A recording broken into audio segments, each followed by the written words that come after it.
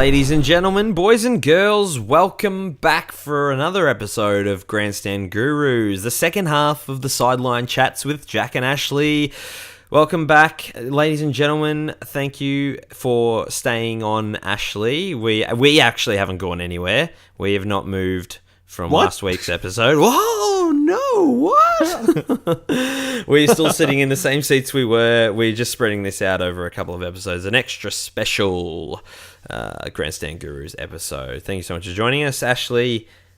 Welcome back, even though we haven't actually left. Oh, happy to be here. Still here. Yes, absolutely. Well, we can't really talk about our highlights from the weekend sport because it's still the same week that we're recording this in as last episode. So we'll just jump straight back into the chat. Do you want to guess what happened this weekend?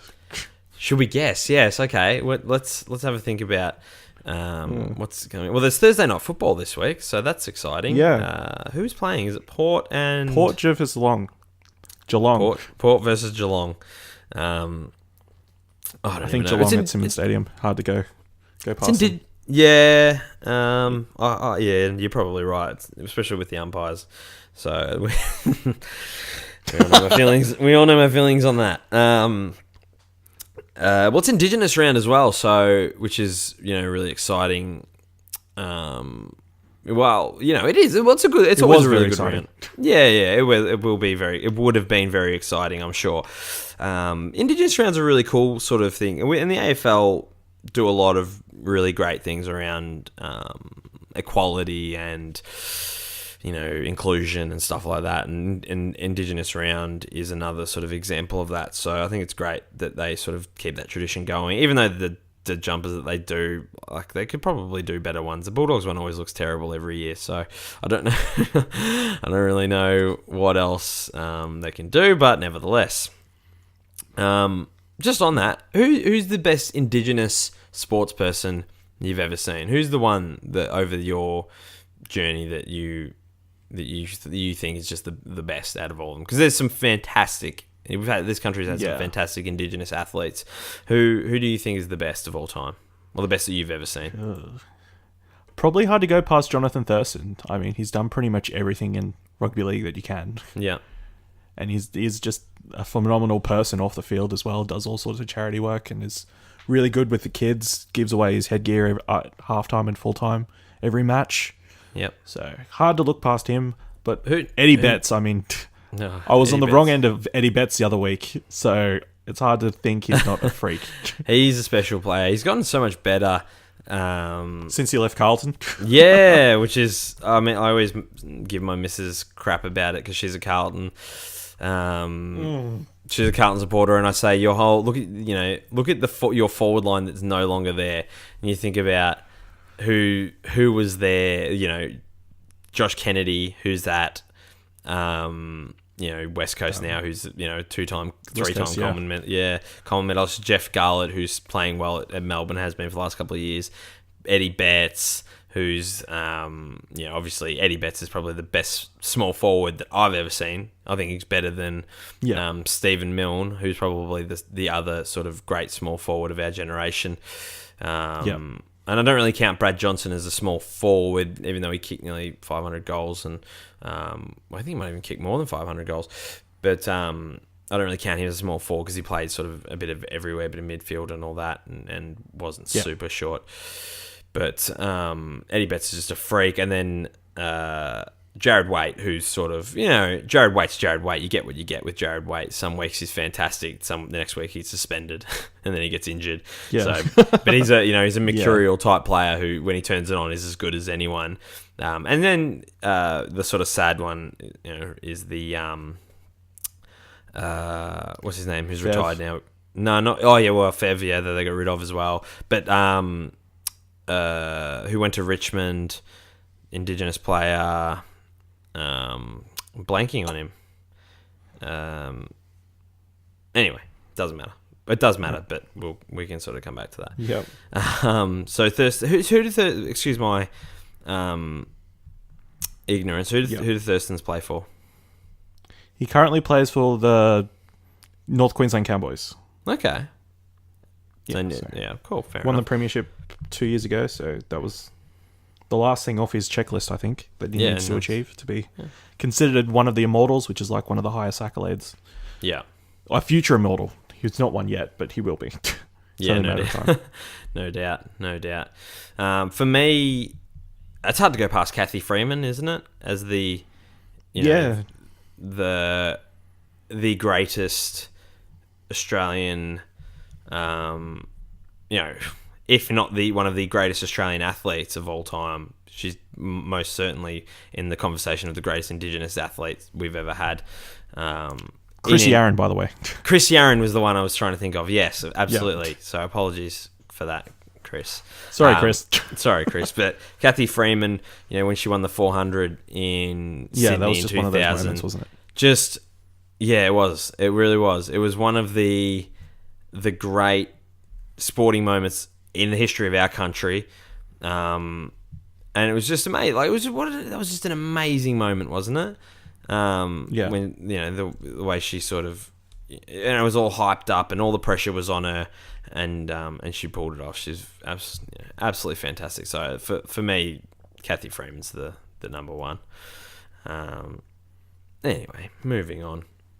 What we spoke in last week's episode about, or earlier tonight's episode, whichever way you want to think about it. We mentioned bandwagoners. And I want to get your thoughts on the bandwagon supporter, the fair weather supporter. Where do you come down on, the people that are not there in the hard times, but sort of jump in when the going's good? I can't really throw stones because a lot of times I've just gone to finals and those sort of things. I mean, I support them during the year, but I don't actually go to games till like it was really important or they're playing well. So I can't really throw any stones, but I completely understand for like you Bulldogs fans who have been there through thick and thin. You see people jumping on in the last year and claiming it as their big moments. It would be a bit hard for you to stomach. Was it? Oh, it's an interesting one. Or were you just so happy that you won that you didn't care? Yeah, I'm more in the because I do care for the club so much. I'm not sort of one of the ones that gets cranky about the bandwagon supporters. Like I want the best. Like our footy club, the Bulldogs, we've been so close to death so many times. We've come close to mergers. We've come close to being shut down. We've come close to being broke.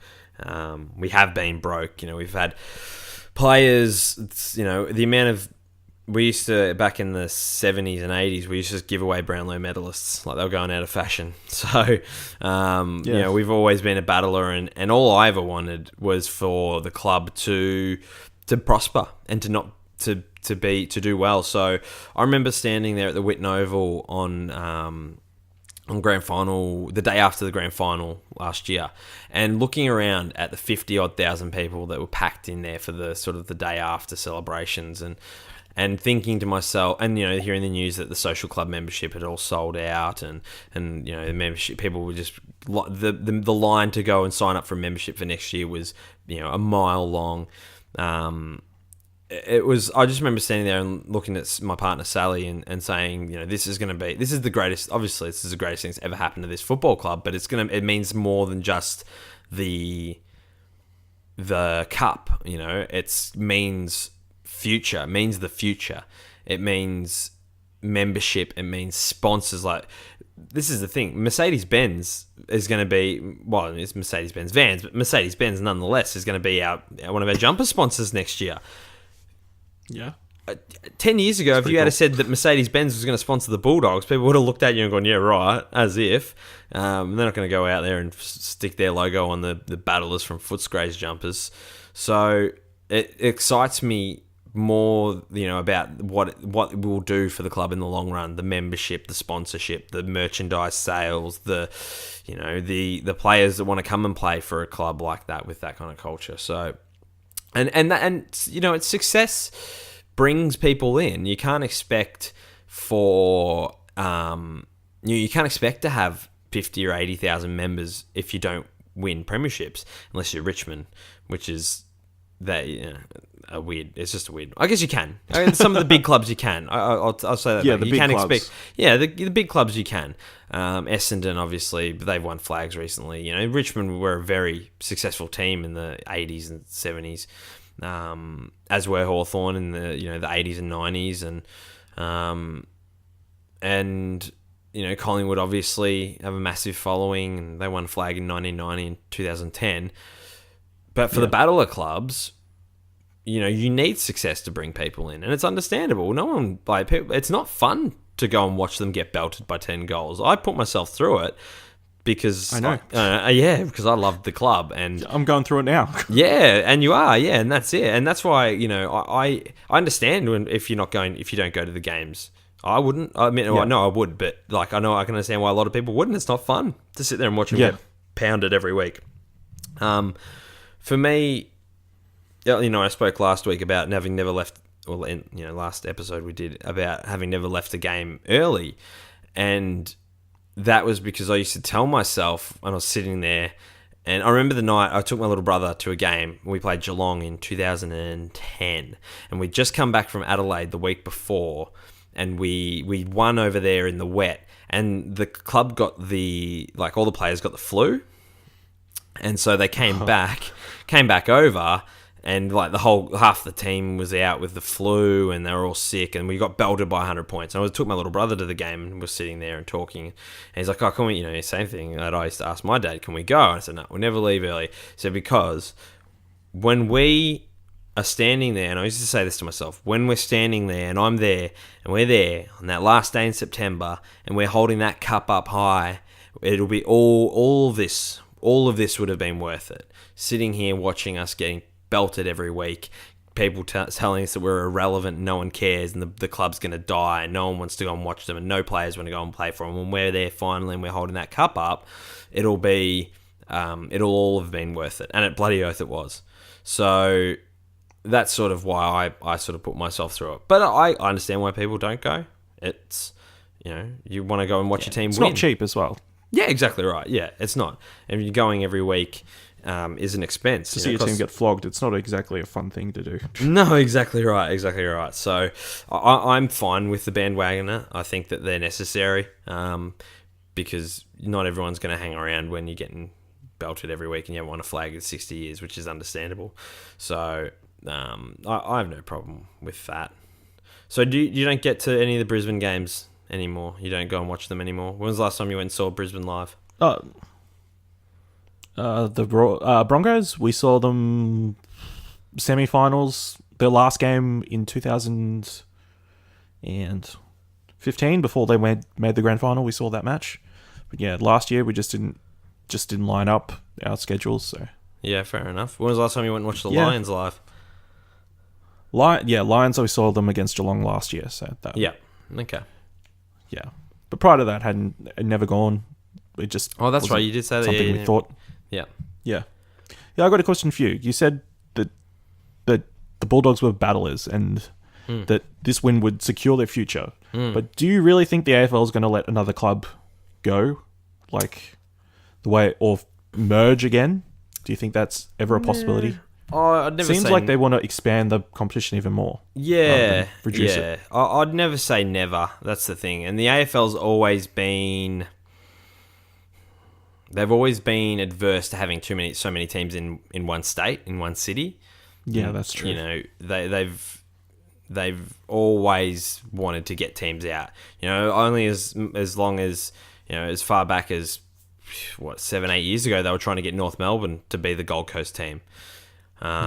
So, they tried to get Hawthorn and Melbourne to merge not 15 years ago. They tried to get, obviously the Bulldog in 89 merging, making the Fitzroy Bulldogs, which would just make you sick. It makes me sick to my stomach thinking about it. Up yours, Oakley, is what comes to mind with that. But...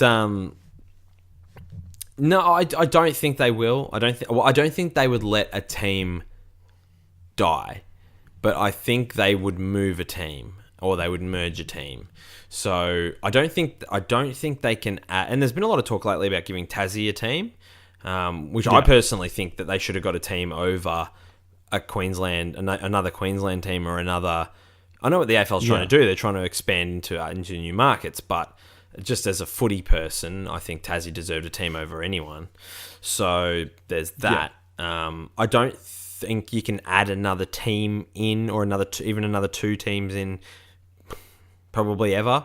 Only because you would have to probably change the amount of players that a club can have, because what it does is it dilutes the talent pool. The talent pool gets spread a lot thinner because you've got to put on, of the kids coming through, you've got to draft an extra 20 players, per year. There's got to be another 44 players for each extra club that's got to come in. So you've got to get from existing players from other clubs and then draft new players. And obviously the deeper the picks get, the less talented the players are. So the skills are not as good.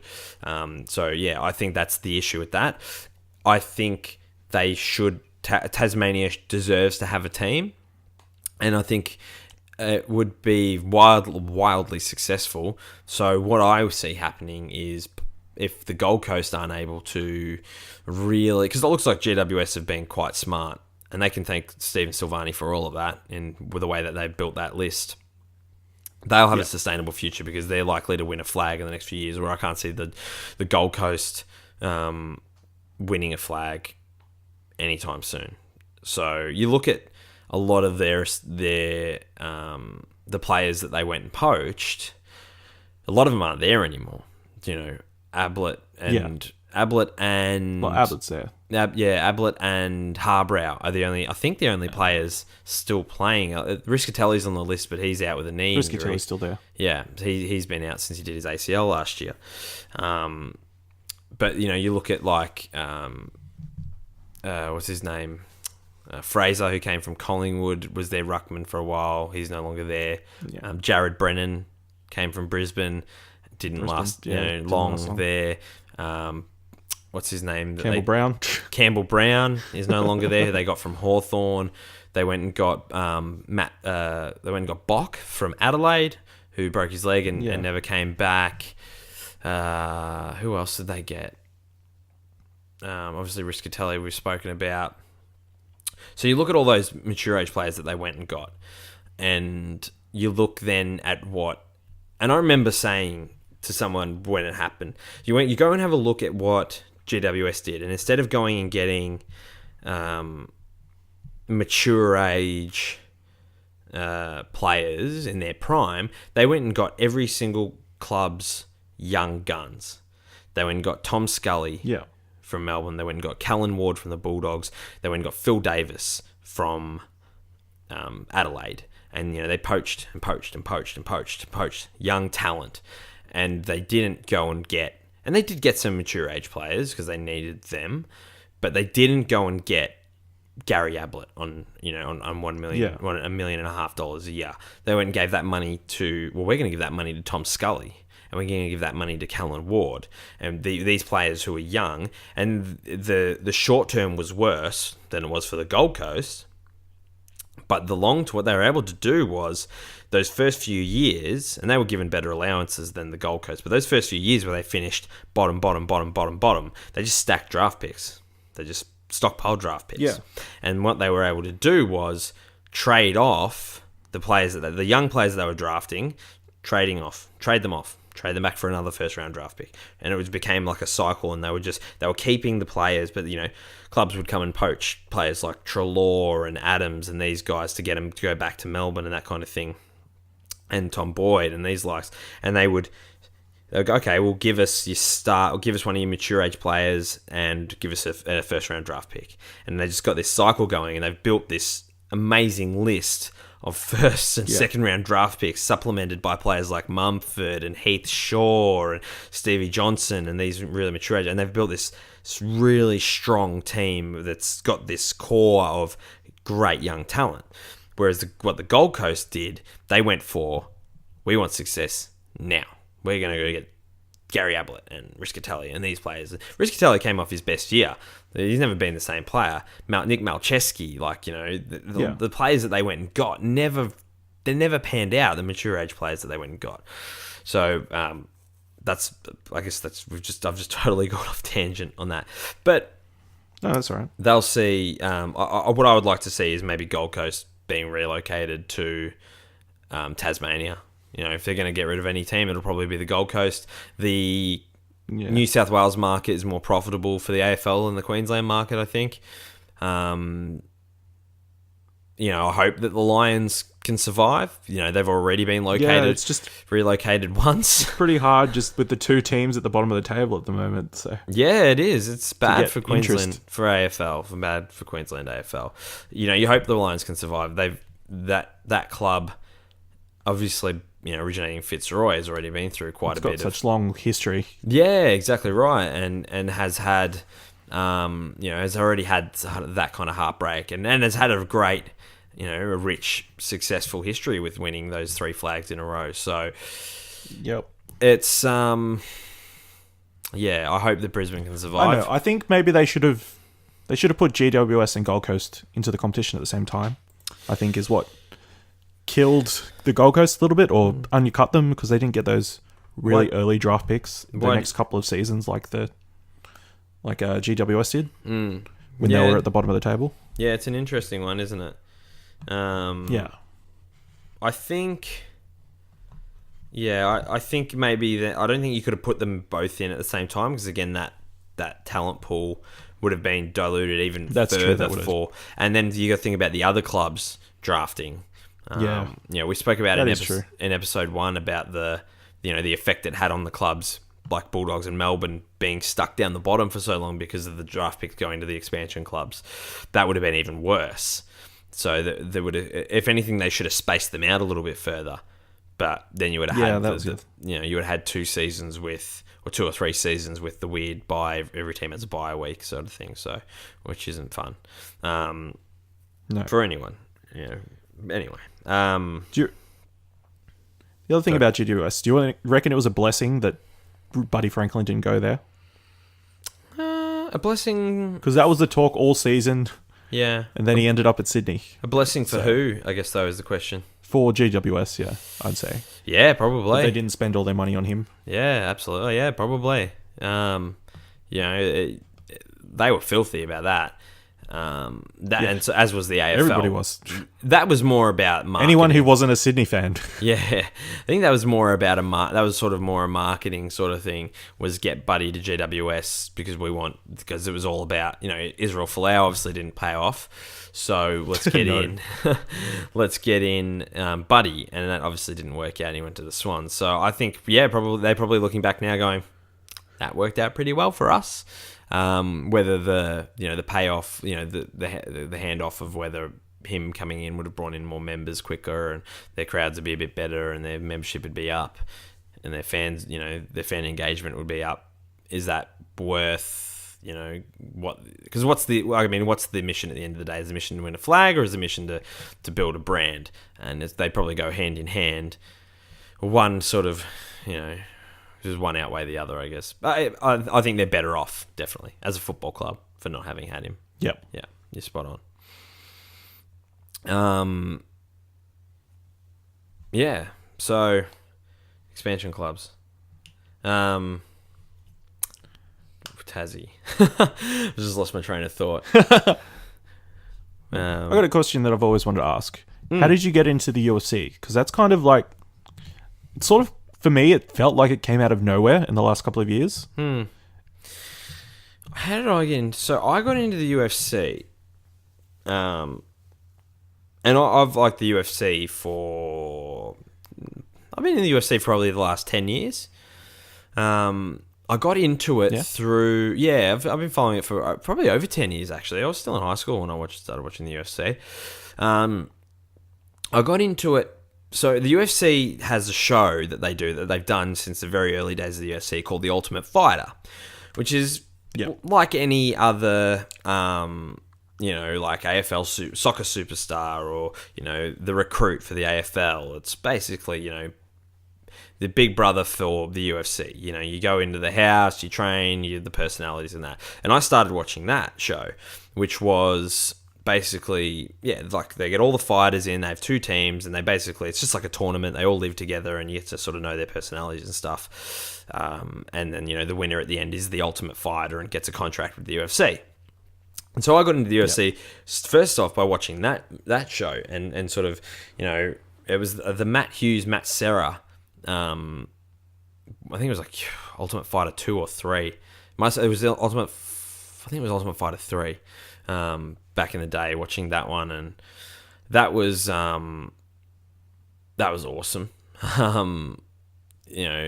Just a really cool show, and it was different, and it was exciting, and the personalities were great, and the fights were good, and then from there I sort of got into watching the UFC, and that was sort of how I became to love that, and I've sort of followed it pretty sort of strongly ever since. Is it something you're into? You're not really into the UFC at all, are you? Not really. I think it first came aware when Ronda Rousey started to just demolish people. Yeah. It felt to me like that's when the UFC went really mainstream. Yeah. Or at least here in Australia. Yeah. And then Conor McGregor is like huge with his mouth. So yeah, he's big. Yeah.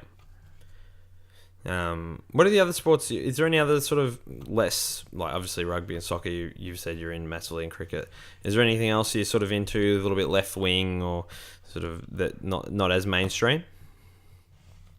No, nothing really comes to mind, unfortunately. I did get into wrestling, like pro wrestling. Oh yeah, a couple of years ago. Yeah. So I followed that for about 4 or 5 years, and it sort of waned a little bit in the last year or so. It's kind of keep track on YouTube, and that's about it. Who's your other than favourite that, wrestler? I'm pretty... I was a big CM Punk fan. Yeah, CM Punk was good. So, yeah. I got in like maybe 4 or 5 months before he dropped that pipe bomb where he went off and became a big star. So yeah, that was hard not to follow him after that. Yeah. Yeah. Yeah, that was a while ago now. It's weird how quickly time... Yeah, it's hard to believe. It's like 4 or 5 years now. And he's waning in the UFC. Yeah. I'd like to see him get another fight. I'd like to see him win a fight. I don't think that's going to happen. They were talking about putting up against... Not without like a bit of easy scheduling or... Yeah, he needs... Yeah, exactly. But I mean, yeah, he needs something like that. But... I mean, he had a crack. That's all you can sort of say for that. He had a red hot crack, and that's I guess all you can really ask for, like someone in that position. Just go in there and have a go. Can't expect him to really be. He never trained in MMA before or anything like that, or mixed martial arts, jiu-jitsu or anything. So for him to go in there and put himself on the line like that, you've got to give him props. So. I don't mind CM Punk. He gets talked about a lot negatively, but he sort of doesn't. He doesn't bother me at all. Yeah, he's a pretty interesting character. Definitely. Which sport needs, yeah. Oh yeah, absolutely. And the UFC's got that in spades, which is great. Ash, want to know what's your favorite sports memory? I want to know your favourite sports memory in a game that you played in, and I played in. Yep, and I want to know your favourite sports memory in a game that you watched. I think when I was playing cricket, I think we were about 6 or 7 down for not many, and I came in. Terrible player. If we didn't cover that in the last episode, and we proceeded to bat out like 10, 20 overs. And yeah, that was probably the best I think I ever played cricket. And it's probably the best memory, I think. Watching a game, it would have to be... I think when the Brisbane Lions played Geelong and came back from 40, 50 points down at halftime. Was that when Ash McGrath kicked the goal after the siren? Ash McGrath's 200th game. He kicked the goal after the siren, I remember. I was sitting there by myself, and it was just, I couldn't believe what was happening. They just kept scoring, and Geelong just kind of threw it away. Steve Johnson kicked the ball into the umpire, and the ball they, unlike every other match, it seemed to bounce for the Lions. Yeah. So that's probably one of those games that I can't believe happened, and I'm very fortunate that I happened to watch it live. Sticks in your head a bit. I've gone back and watched it a couple of times. Yeah. It's good like that. What about you, Jack? Other than the grand final? Yeah, grand final obviously is the go-to. Prelim final is probably the next one against GWS. Prelim final was really special because, we don't win. The Bulldogs don't win prelim finals. You know, I've seen 3 prelim final losses live. I've seen 2 elimination final losses live. I've been alive for many prelim final losses, but I've been conscious of footy for 5 prelim final losses. And being there up in Sydney last year and winning that final, and the realization that we'd done it, we'd actually done it. We've actually won a prelim final. It was so hard to believe, and seeing and a couple of my cousins were up there at the game, and seeing them at the game and sort of running to them and hugging them and being like, can you believe it? Can you believe it? We did it. It was just, on the ground after the game, walking around in just euphoria, and people just hugging random people, and that was, really special. And I've said it before, that game's a blur to me. That game, I don't really I've watched it probably 10 times, so now I know it moment by moment, but what happened? Yeah, exactly. But after the game, I was like, I don't remember any of it. I remember the last 20 seconds, and the rest of it was a blur. But it was an amazing feeling being at that game and sort of witnessing a prelim final win, which I never thought that I would see, let alone a grand final win the next week, which was pretty full on. Best moment. What was your grand final week like, if you don't mind asking? Mate, it was like... I've never been to AFL grand final, so what's that like? Yeah. Especially in Melbourne. It was really proud week. It was really being in that position that you see everyone else in our year when it's grand final week and their team's in the grand final and they're wearing their scarf to work and they're walking around and people are talking to them about the game and it's this whole big thing. It was sort of it was really proud, walking around. I was, at the time I was working in the CBD, and so I would walk, around the streets of the CBD to see my customers, and walking into, just wore my scarf every day of the week, walking up and down, and getting smiles from people and seeing other Bulldog supporters wearing their scarves, and people coming up to you and saying, "Oh, go the Doggies," and I bought the paper. Every day that week, I bought the newspaper and read it, and I've got them all stored in a box in my room, and it was really special. It was a euphoric week. It was just walking around in a daze and being like, "This is amazing! I can't believe we're going to be there," and just having this sense of destiny in the air. It was really cool. It was a really great week. One of the great weeks of my life. So yeah, it was pretty special. But I mean, you would have experienced that being a Brisbane Lions supporter and obviously a Broncos supporter in the last few years, grand final sort of week and that kind of thing. Yeah, it's pretty cool seeing your team in the final. Obviously, I wasn't working in the city, so yeah, not that same sort of feeling. And the finals games are at least the Broncos game was down in Sydney, which was a bit disappointing. Yeah, seeing as they were playing the Cowboys. So. Weird, right? Yeah, but that's kind of tradition, isn't it? So, Are you looking forward to State of Origin? Oh yeah, I've got my jersey on. It's been played last night, but I was wearing my jersey when this was recorded. So, it should be. Yeah, I've only ever been to one Origin game. So, what was that like? Me and my brother went in. It was intense. Yeah, I can imagine. It was 2009. It was dead rubber. We'd already won the first 2 games. Mm-hmm. So we played the third match. And this was the year it was about the second half or something. Well, we were losing, but it was getting a bit fiery. And then midway through the second half, Steve Price got knocked out by one of the Blues players. Yeah, right. And it was like an all-in brawl around them. And that was the first time I've ever seen in a stadium people just chucking beers, cans, cups, everything onto the field. Going mental. So it was just raining over the top, which is pretty... It was one of the most intense sporting events I've been to, I think. Definitely. It was more than 3/4 of the crowd banging for blood, so... That's what you want, mate. That's what you want. You want that. Yeah. No, it's excellent. Very good. Very, very good. Yeah. Wow. Ash, have you got anything else you want to... The only other one I can... Sorry, go. Yeah. Another intense game. I went to Australia versus China in the Asian Cup a couple of years ago. Oh, yeah. That and we were outnumbered. Yeah. The Chinese support was like... There was so much red in that crowd. It was insane. You would have...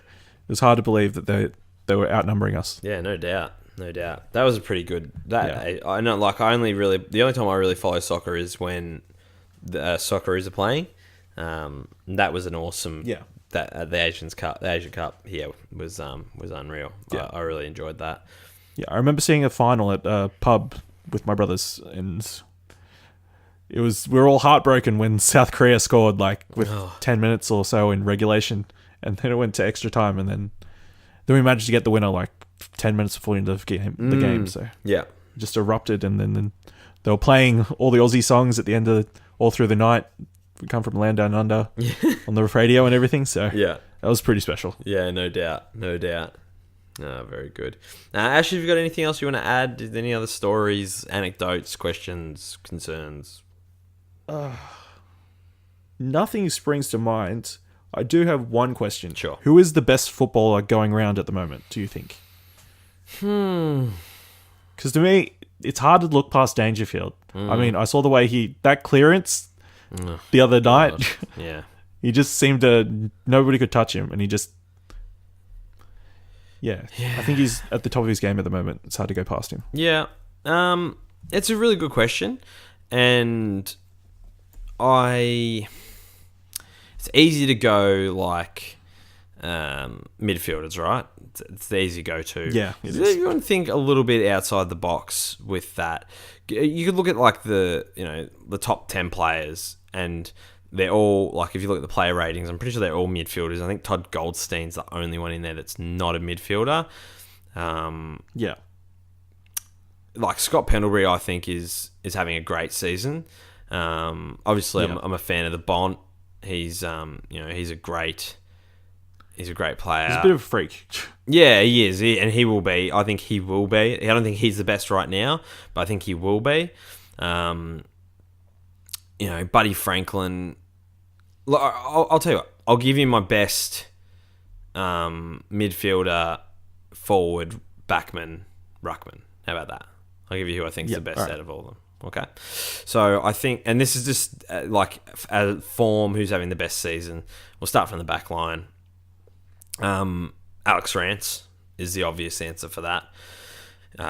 He's one of the best backmen I've ever seen, in his ability to read the play, his willingness to leave his opponent to help out a teammate, to attack the ball, to spoil. Very rarely loses a one-on-one contest. So I would definitely say, Alex Rance is the best defender. Best midfielder, Dangerfield. Yeah, it's probably Dangerfield. I'd like to say Pendlebury because I think he's having a great year considering. Yeah. But Dangerfield would be the best midfielder. He was pretty instrumental the other night in that comeback. So. Oh, it was amazing. He was absolutely amazing. He destroyed us, and he showed why he won the Brownlow last year. So hard to go past. I meant Pendlebury against Hawthorn the other week. He was pretty instrumental in their comeback. Yeah, exactly right. So, I can understand where you're coming from. Yeah, definitely. Ruckman, I'd say Sam Jacobs for Adelaide would probably be the best ruckman in the comp. A lot of people say Mumford. I'm not a big fan of Mumford. I find that he gets a lot of praise because he's really physical, and he's quite influential on that team. But I don't rate him as a player. I think as a ruckman player, as a footballer, like all aspects of the game. I think Jacobs has got him there. And I think the best forward, and the guy we spoke about earlier, is Eddie Betts, is the best forward in the game. Yeah. I think it's sort of hard to compare him to Buddy Franklin, because Buddy Franklin's probably the best athlete the AFL's ever had. But I think Eddie Betts is the best forward at the moment, just based on his ability to make the ridiculous look easy. He's just... How can you not love him? Like, I think he's like I said earlier, he's the best small forward I've ever seen. Buddy's probably the best key forward I've ever seen. So, that sort of says a lot about that. But I think at the moment, Eddie Betts is the... Well, he's got... Sorry, go on. Eddie Betts got 2 Goal of the Year awards to his name, and he's probably got a third after this year, I'd imagine. I think he's had 3 or 4 this year. So, he's definitely the best forward in the game. Obviously, Buddy's great. But shout out to guys like, what's his name for backman? Tarrant for North Melbourne as a backman. The Bont, Pendlebury. Some really good players, obviously. Dustin Martin's having a really good season.